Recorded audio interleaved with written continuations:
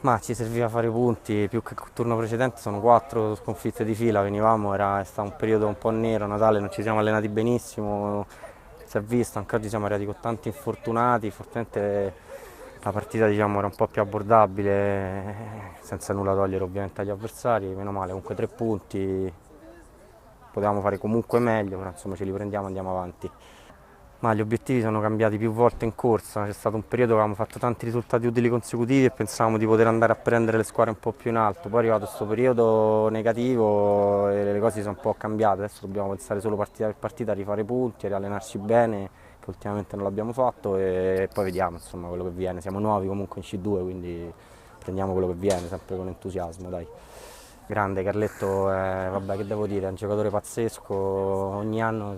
nonostante gli anni passino, è sempre più forte, comunque sta sempre là davanti, è un grande air bomber.